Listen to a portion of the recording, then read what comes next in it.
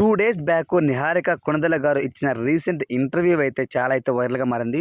అందులో తను తన విడాకుల గురించి మాట్లాడింది. తన ఫ్యామిలీ గురించి మాట్లాడింది. అలానే తన మాజీ భర్త గురించి మాట్లాడుతూ చాలా ఎమోషనల్ అయింది అని చెప్పుకోవచ్చనమాట. ఆ వీడియో అయితే చాలా వైరల్‌గా మారింది. దాని తర్వాత ఆ వీడియో కింద వాళ్ళ మాజీ భర్త చైతన్య జొన్నలగడ్డ అతను కూడా కొంత కామెంట్ అయితే చేయడం చాలా ఇంకా చర్చాంశంగా మారిందనమాట. సో, ఇక విషయంలోకెళ్తే మన నిహారిక గారైతే పెళ్లి ఎంతో గ్రాండ్‌గా జరిగిందనమాట. చాలా గ్రాండ్‌గా జరిగింది. నిజంగా చాలా ఖర్చు పెట్టి ఎంతో ఘనంగా చేశారన్నమాట నాగబాబు గారు. కానీ చేసిన ఒక సంవత్సరం కాక ముందుగానే వాళ్ళైతే విడాకులు తీసుకోవడం చాలా చర్చనీయాంశంగా మారిందనమాట. ఎందుకనంటే చాలా వరకు మెగా ఫ్యామిలీ అనంటే వాళ్ళు సంసారం చేయరు అనంటూ చాలా కామెంట్స్ వచ్చాయి. అంతా వాళ్ళు చెప్పినట్లే జరగాలి. మేము పెద్ద కథ అనే విధంగా ఫీల్ అవుతూ ఉంటారు అనేసి చాలా మారడం జరిగిందనమాట. ఈవెన్ అందులో అయితే 0% నెగటివిటీ అనమాట మన చైతన్య జొన్నలగడ్డకి. ఎక్కువ 100కి 100% బాగా నెగెటివ్ అయిపోయింది నిహారిక. సో, ఇప్పుడు తను ఈ తరుణంలో ఆ విధంగా ఒక ఇంటర్వ్యూ ఇవ్వడము చాలా వైరల్‌గా మారింది. ఈవెన్ వాళ్ళ మాజీ భర్త కూడా తనకైతే రియాక్ట్ అవ్వడం జరిగిందనమాట.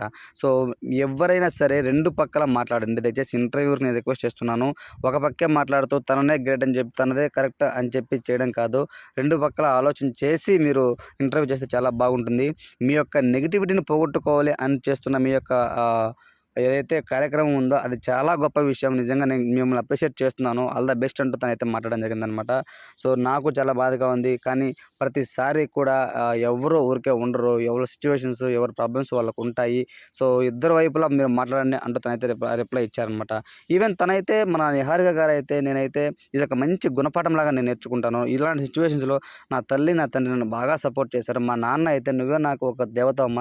నువ్వు ఏం చేసినా కరెక్టే. నీకేది మంచిదనిపిస్తే అదే చెయ్యి" అని నాకు చెప్పారు. నాకు ఫుల్ సపోర్టివ్ ఇచ్చారు మా నాన్నగారు. అయితే చాలా డిప్రెషన్‌లోకి వెళ్ళిపోయా. సో, ఇప్పుడైతే ఒక మంచి లెసన్‌లాగా నేర్చుకున్నాను. ఎవరిని గుడ్డిగా నమ్మకూడదు అని నేను నేర్చుకున్నా అంటూ నిహారిక గారు మాట్లాడిందనమాట.